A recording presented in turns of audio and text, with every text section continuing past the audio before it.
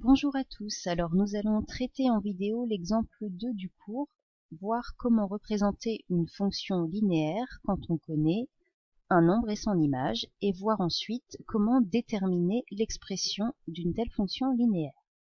Alors tout d'abord, on sait que la représentation graphique d'une fonction linéaire, c'est une droite qui passe par l'origine. Ce qui nous manque, c'est un autre point pour faire passer la droite. Donc l'idée, c'est de trouver les coordonnées d'un point qui vont se trouver sur la droite. Là, en fait, il n'y a rien à faire parce que on nous le donne déjà. Si vous regardez bien, vous voyez que on vous dit que g de 5 est égal à moins 2. Qu'est-ce que ça veut dire, ça? Ça veut dire que l'image de 5 par la fonction g, c'est moins 2. On pourrait mettre ça dans un petit tableau. L'image de 5 par la fonction g, c'est moins 2. Donc, on sait que la représentation graphique de la fonction linéaire g, ça va être une droite qui passe par l'origine et par le point M de coordonnées 5, moins 2. On avait vu dans la définition que la fonction linéaire, elle passait par tous les points de coordonnées x, g de x. Donc là, elle passe par le point de coordonnées 5, g de 5. Et g de 5, c'est moins 2. On n'a plus qu'à représenter la droite. La représentation graphique de la fonction linéaire g, c'est donc la droite qui passe par l'origine et par le point M de coordonnées 5 en abscisse, moins 2 en ordonnée. Donc voilà, on a représenté graphiquement notre fonction. Alors, je vous demandais ensuite de trouver l'expression de la fonction linéaire. Pour ça, on va avoir 3 méthodes différentes qui sont toutes valables et ce sera à vous de choisir celle que vous préférez. Alors en fonction des circonstances, il y aura des méthodes qui seront parfois plus pratiques qu'une autre, mais elles marcheront toujours. Déjà, ce qu'il faut bien voir, c'est que une fonction linéaire, c'est une fonction qui s'écrit sous la forme g qui à x associe un nombre fois x. Donc en fait, pour trouver l'expression de la fonction, on a juste besoin de connaître son coefficient, le nombre a. Et pour ça, on a 3 méthodes. Donc, soit on va utiliser un tableau de valeurs, soit on va résoudre une équation, soit on va utiliser un graphique. Alors, première méthode, le tableau. On sait qu'une fonction linéaire, c'est associé à un tableau de proportionnalité. Donc là, on fait le petit tableau qui va avec la fonction linéaire. On sait que l'image de 5, c'est moins 2.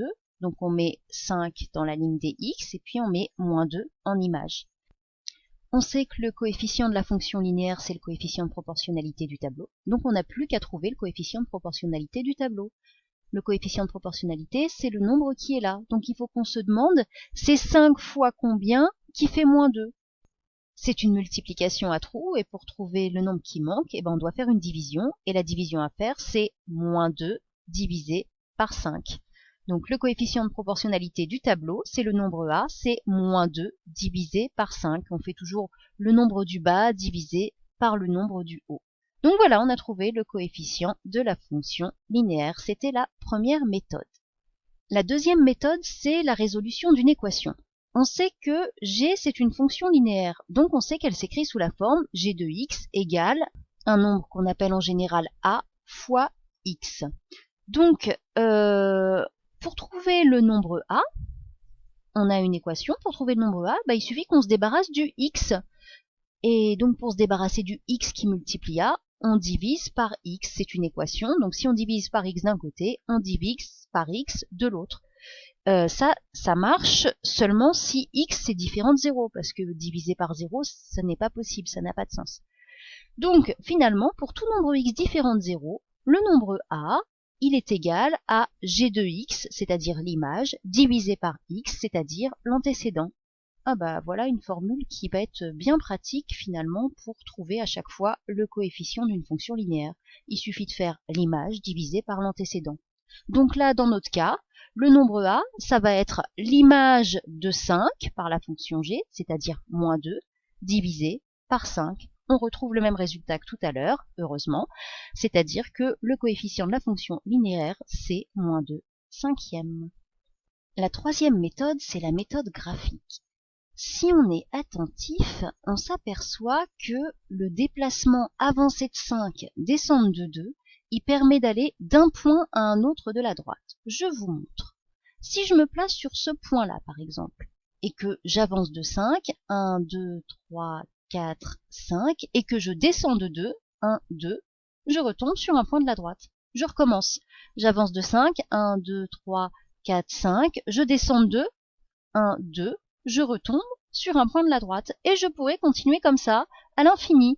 J'avance de 5, je descends de 2, je vais retomber sur un point de la droite, etc. J'avance de 5, je redescends de 2.